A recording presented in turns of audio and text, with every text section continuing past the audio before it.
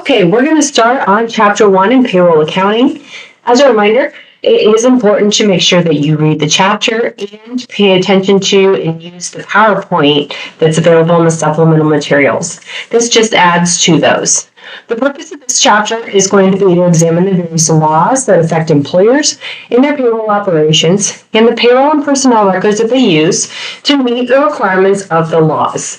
Now, a lot of the beginning of this chapter kind of focuses on just some things that will happen in later chapters, but mostly this is because it's trying to show you the various laws that are going to affect payroll. The first one is going to be the Fair Labor Standards Act, which is covered more in Chapter 2. In general, this law is going to deal with minimum wage.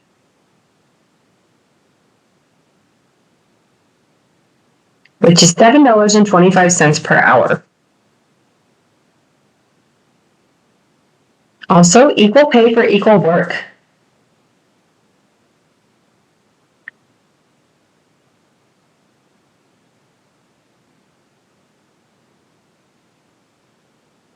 Next up, child labor.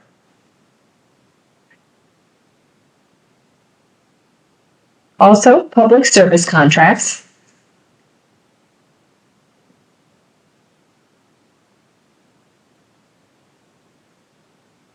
And wage garnishment.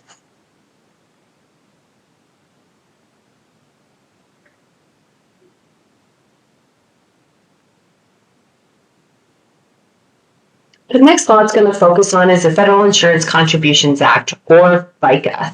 This is covered more in Chapter 3, but the basic provisions that we cover in this chapter include the following, starting with OASCI. This is the Federal Old Age and Survivors Trust Fund.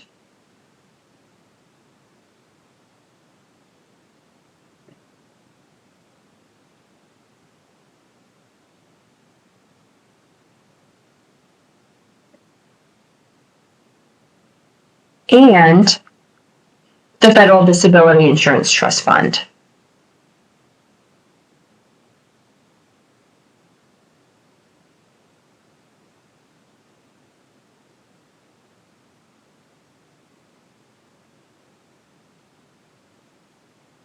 This also deals with HI, which is the health insurance plan.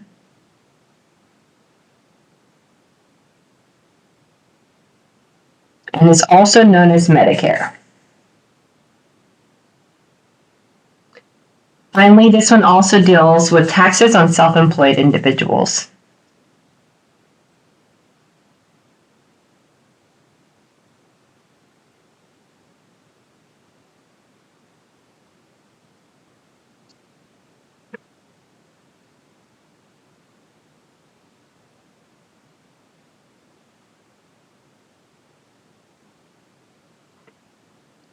Next up, we focus on the income tax withholding law, which is covered more in Chapter 4. But overall, this is levied on most employees and deducted from their gross pay.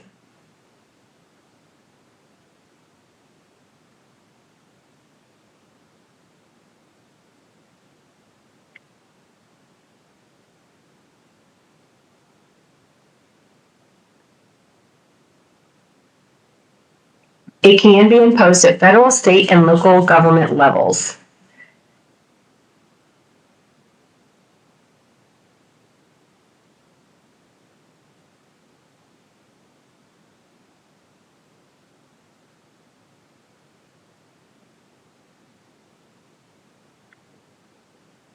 And it's going to include federal income tax and state income tax. Federal income tax, we shorten down to FIT. And state income tax, we shorten down to SIT. Those could also be called FIT and SIT. And state income tax varies from state to state.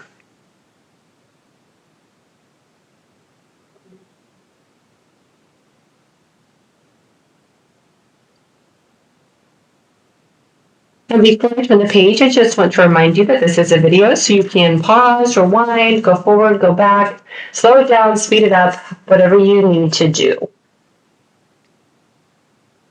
With that, I'm going to go ahead and turn the page.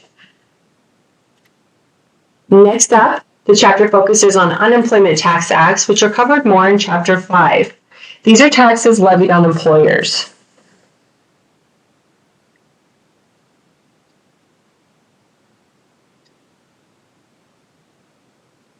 This is going to include FUTA, which is the Federal Unemployment Tax Act,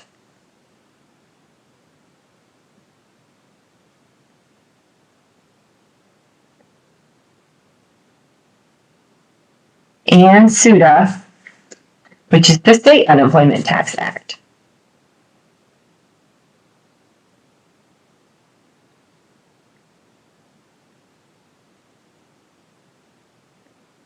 Next up, the chapter focuses on a lot of fair employment laws, starting with the Civil Rights Act of 1964, which is also the Equal Employment Opportunity Law. This is going to prohibit discrimination in hiring, firing, promoting, and compensating based on color, race, religion, national origin, or gender. So to break that down, right, prohibits discrimination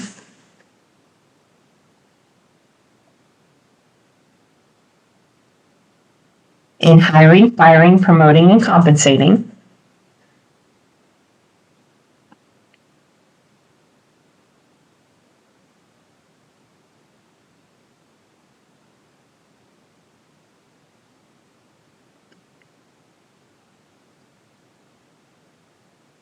Based on color, race, religion, national origin, and gender.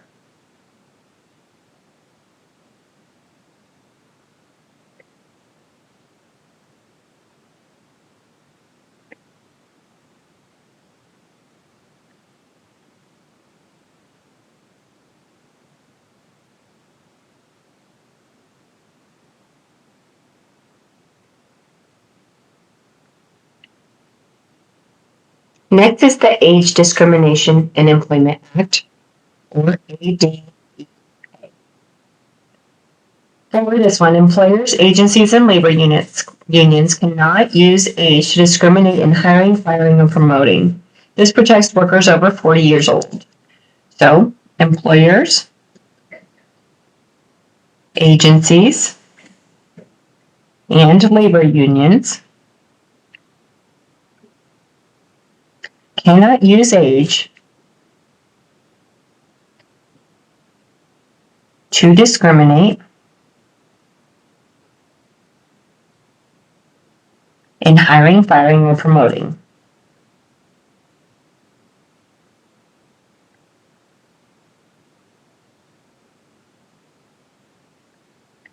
And this protects workers over 40 years old.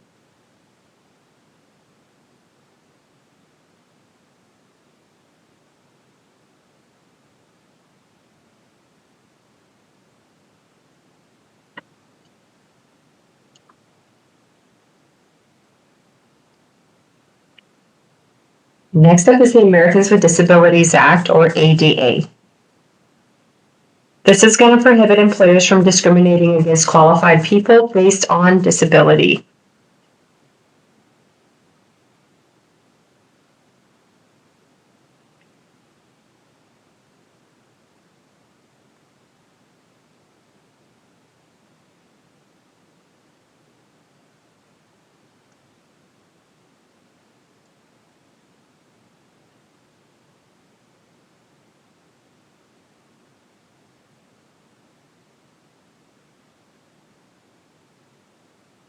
This is going to include reasonable accommodations as well.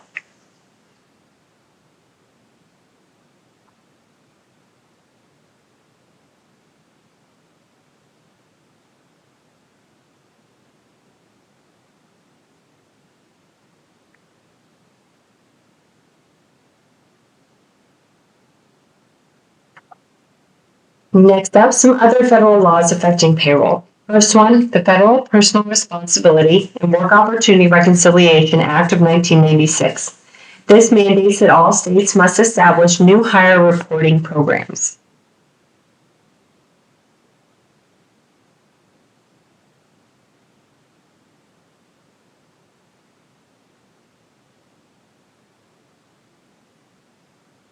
Mandate that all states must establish new hire reporting programs.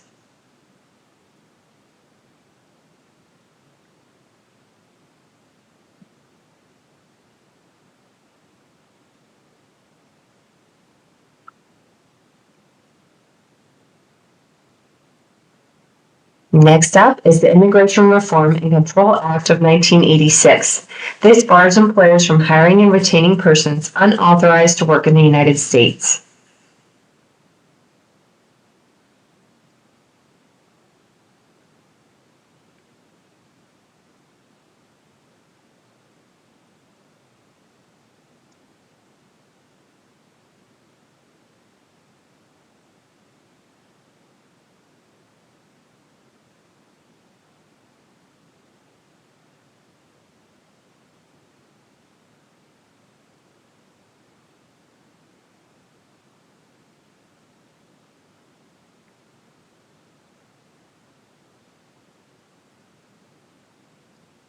Next up is the Family Medical Leave Act of 1993, also called FMLA. This requires employers that have 50 or more employees to grant workers unpaid leave for family or medical emergencies.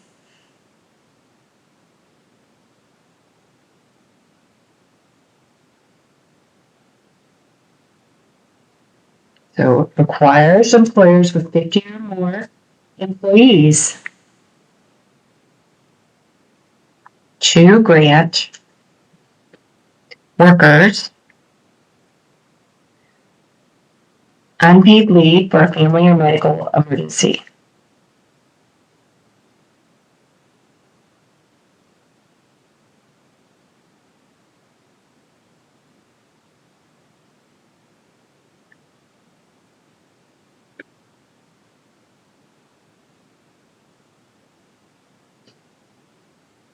Next is the Uniformed Services Employment and Reemployment Rights Act.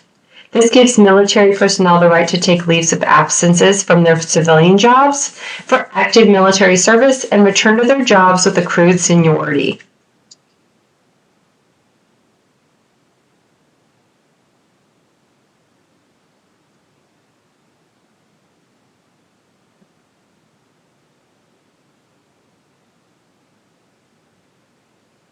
So military personnel may take leaves of absence from their civilian jobs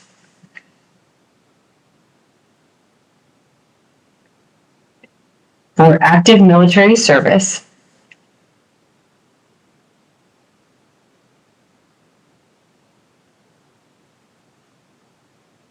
and return to their jobs with accrued seniority.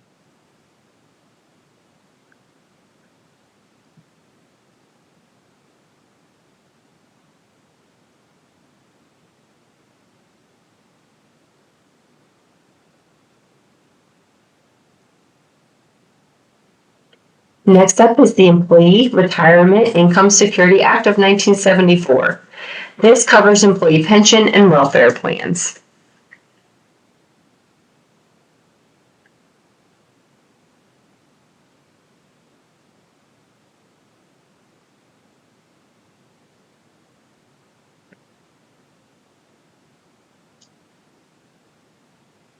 Next up is the Affordable Care Act, or Obamacare, and it consists of two pieces of legislation.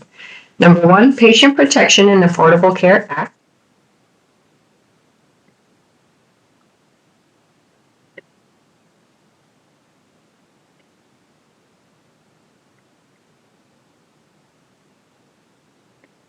And number two is Healthcare and Education Reconciliation Act.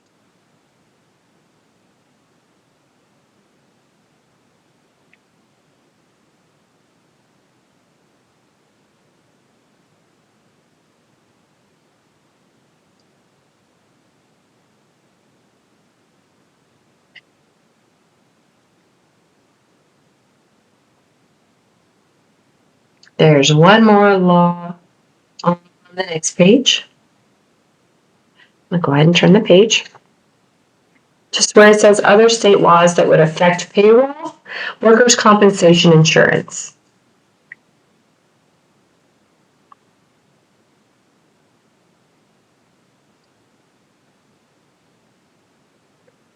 And what this does is it protects employees and their dependents against losses due to work-related injury, illness, or death.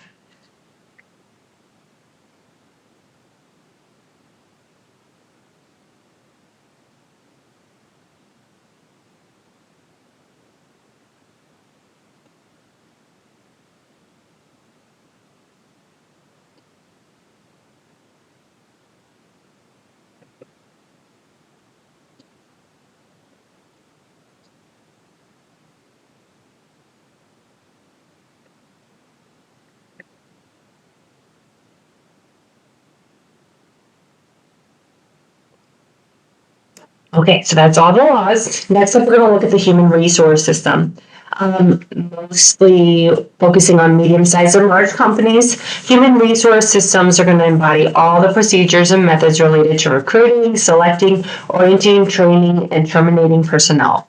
So the main things you're going to see in the human resource system: job descriptions, requisition for personnel, application for employment, pre-hire inquiries, hiring notice, employee history record, changes in payroll rate, and termination. Now, a lot of these things might come through to you in the payroll part, or if you're working for a smaller company, this might all be handled all together as the HR person and payroll person. They might be either working together or one person in some scenarios. Now, the payroll accounting system involves the payroll register, which is basically a form or spreadsheet or multi-column form, something like that, used to assemble and summarize the data needed at the end of each payroll period. This is an example of a payroll register that comes from the book. Overall, over here, we've got employee numbers, employee names, and the total hours that they worked. This is broken down in regular earnings based on hours rate and then multiplying to get the amount, and overtime earnings with hours and rate and the amount. The regular earnings and the overtime earnings would add up to your total earnings. Over here, we have deductions that would come out of the employee's check: OASCI, HI, federal income tax, state income tax, and then you subtract those out to get the net paid amount. Over here, check numbers, net paid amount. We've got totals down at the bottom. On the next page is an example of an employee's earnings records. This is based on per employee. So in this particular example, we have, a person named Cheryl Croson, and she is in the accounting department as an accounting analyst, employed in West Virginia, Social Security number, no withholding allowances available.